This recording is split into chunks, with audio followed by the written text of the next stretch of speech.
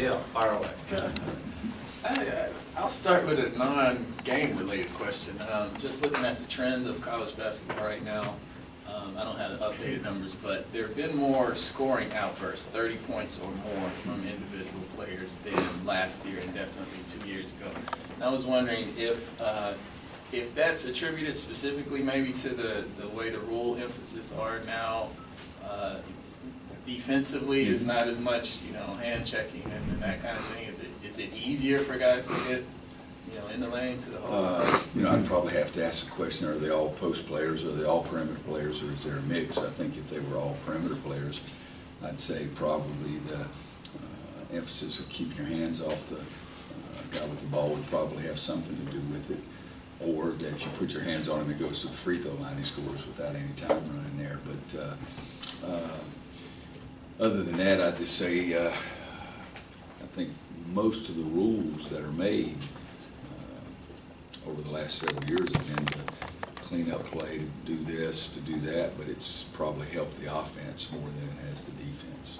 But I would have to just, or I'll let you do it between now and the next time we talk and tell me if it's all perimeter or post. But they do change the rules trying to keep your hands off people, and I'm not against that. I'd like to see us keep the hands away from the ball, not chucking the guys that cuts across the lane. That's supposed to be an emphasis, but I still see it happening quite a bit. But that'd be my guess.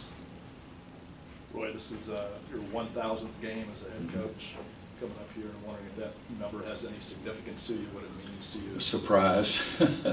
That's a lot of games. But I said it even last night on a radio show. I've actually coached a lot more than that, because 5 years in high school, 8 years coaching the JV team and the varsity, as an assistant.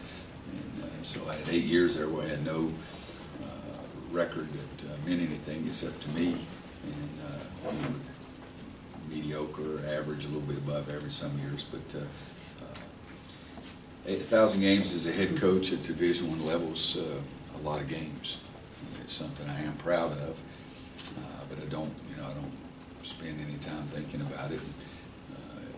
Sunday's game's going to be 1,001, and I'll be happy to get to 1,001 and 1,002 and on like that. But I've been very fortunate that, for the most part, I've had good health, because I didn't start until 38, and it's fairly late for a lot of coaches, really. But I loved what I was doing with Coach Smith and Coach Guthers and Coach Fogler, so I was in no hurry, and turned down some opportunities, or it would have happened before, but I made pretty good choices too. Roy, going through Steve's notes about your 1,000 games that you've coached, you are 66-7 against Kansas State and NC State, the rival schools. It's over a 90% winning percentage. Is that an indication of the value you place on rivalry games like that?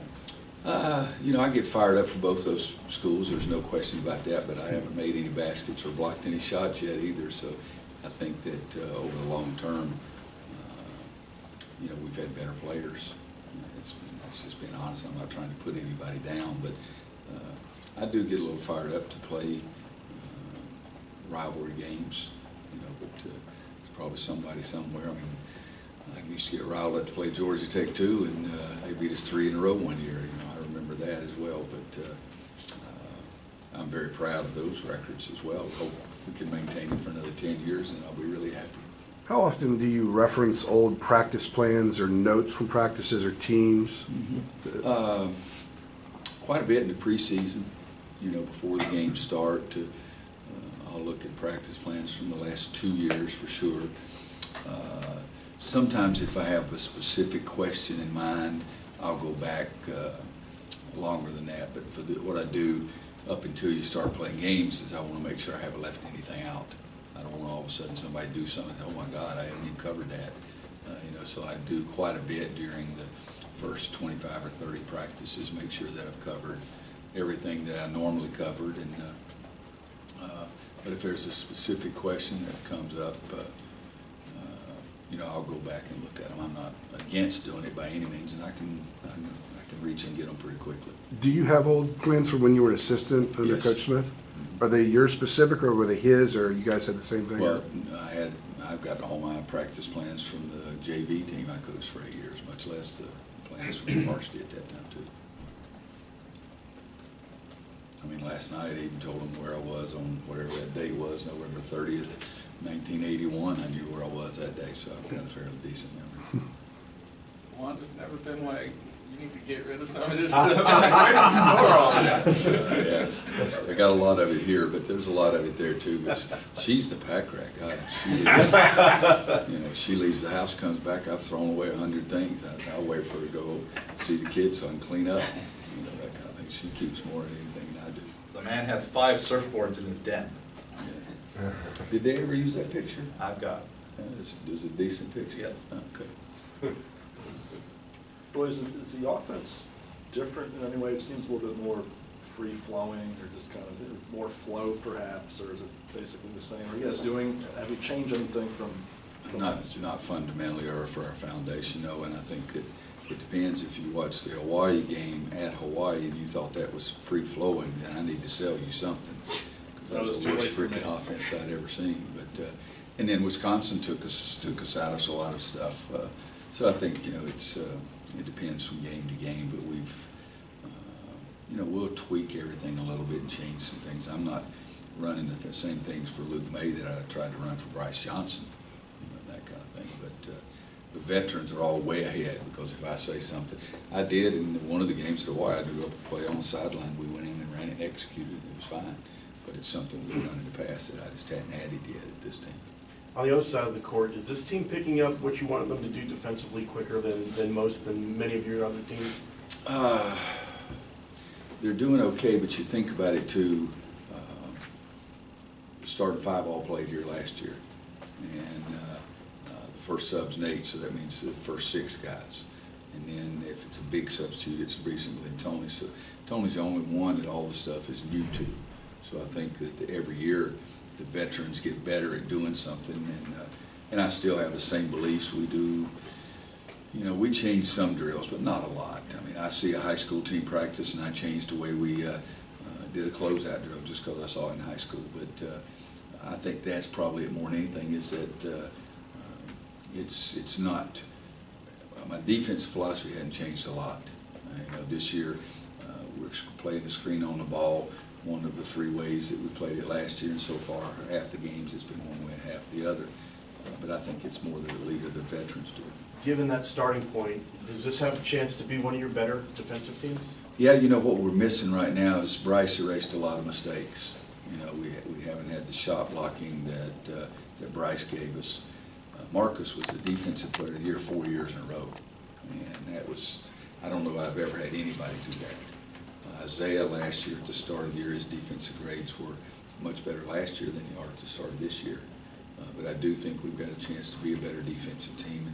Joel Berry is better, and he's setting the tone, you know, out at the top of the key or at the 10-second line of keeping the other team's point guard in front of him and trying to make sure he doesn't get beat on dribble penetration. And if you don't get beat on dribble penetration, you don't have to help, so your whole defense is stronger. Does Tony have a chance to be that eraser? I don't know. You know, we have to wait and see. I thought Ed Davis was a good shot blocker when I recruited him, and his senior year he blocked a ton of shots. Senior in high school, and his freshman year got some. The sophomore year got a lot more. Bryce blocked some shots, but Steve would probably have to check this, but I think Bryce had more blocks last year as a senior than he did in any other game. A few weeks. How battle tested is your team right now, do you think? You know, I think we've had 2 true road games at Tulane and at Hawaii, and that's not what we're going to face tomorrow night, to say the least. I think we've been tested pretty much. One good thing, we played 7 games, only 2 of them been in our building. So after tomorrow night, our first 8 games, only 2 of them been at home. So I like that part, that we've been tested, you know, not with our crowd getting us going and things like that. But playing Indiana at Indiana, they're having a reunion or a celebration of the 81 National Championship team, bringing those guys back. So we're facing a different animal tomorrow night, and a team that played great basketball. I've seen 2 of their games, one on tape and then one that I just watched because I only watched part of it. But when they played Kansas, that was a war. And we haven't had any battles like that. So I think we'll have to wait and see if we can get something there. To piggyback on what Greg was asking you about, the 81 Indiana team obviously doesn't bring back, I can't imagine bringing back good memories for you because of what happened that game. What do you remember about that day? Officials calls is what I really took me I'm out. sorry? Said I remember a couple of officials calls that really took me out. But that was an odd day because the president got shot earlier in that day and there was some uncertainty whether you guys would play. Could you just kind of go back and recall that? Yeah, we go to the game and we knew what had gone on, but I remember standing out in the hallway and then somebody coming, I keep wanting to say it's either Dave Gavitt or CM or somebody getting Coach Smith and Coach Knight and then going down the hall and going into the room and they're discussing and everybody knew that they were discussing whether we want to play the game or not.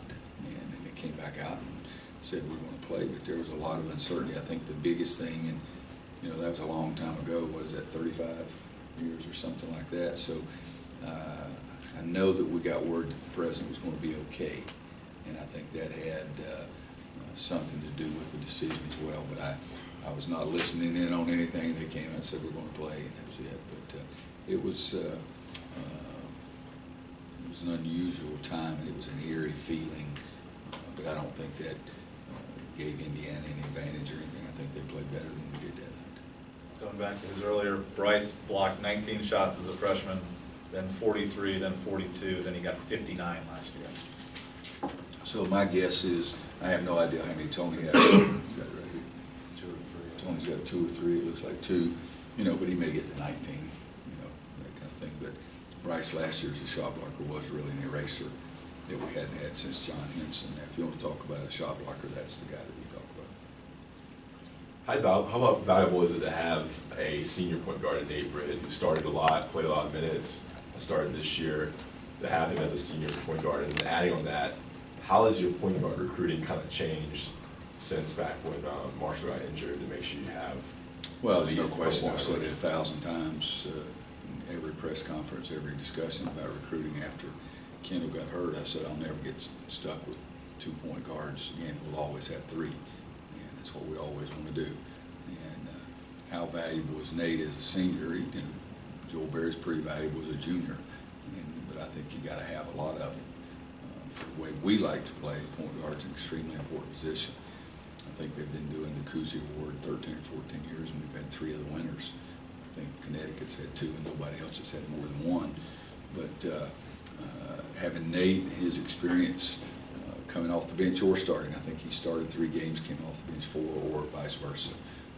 But defensively, Nate's grades this year so far have been better than anybody's. I think Steve might be able to I think he's won the Defensive Player of the Award more than anybody else. So it's valuable bringing a guy in that can do 2 things that doesn't hurt you defensively, in fact helps you in some ways, and can shoot the ball too. And the other night, I think we let him play the point guard the last couple of minutes in one of those games too. Do you feel like Kennedy has started to kind of turn a corner? But I know you stayed on Bryce for 4 years, and you had a big emergence last year. Are you seeing a similar thing maybe with Kennedy a bit? If you had asked me last year about Bryce, I would have told you I had no idea. If you asked me at the end of the year, I said, yeah, he had a heck of a year. So I think it'll be the same thing with Kennedy. Kennedy's last game was the best that he's played, in my opinion, since he's been here for a total game.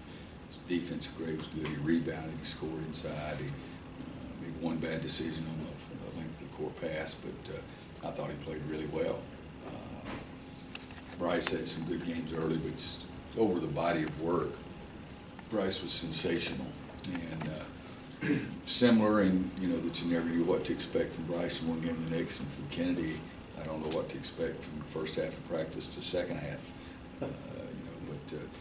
But I did. I congratulate him because I've been on his case pretty hard because we need him to be a better player. I mean, he had 1 stretch where he was last game last year and first game of this year. He was 5 for 19 or 5 for 20 or something like that. So Bryce gave us that incredible field goal percentage, blocked shots, and did some other things. And I'm hopeful Kennedy will keep getting that field goal percentage going up too.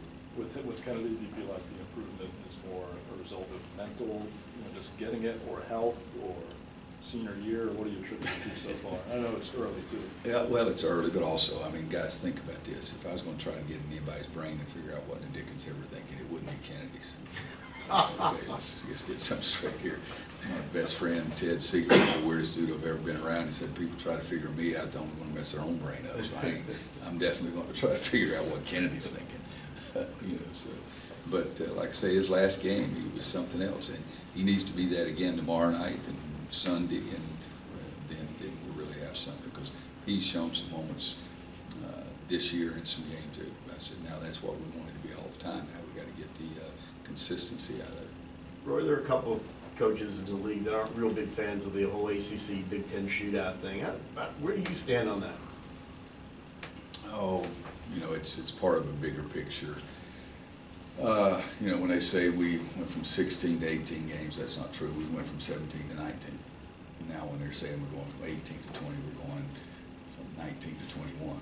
That's what it is, because they're not going to get rid of it. It's the highest rated series, and they like to read about that. But, you know, I keep thinking I want the regular season to mean more than just waiting until, I mean, I cannot imagine what I would be thinking right now if I was a Penn State football coach.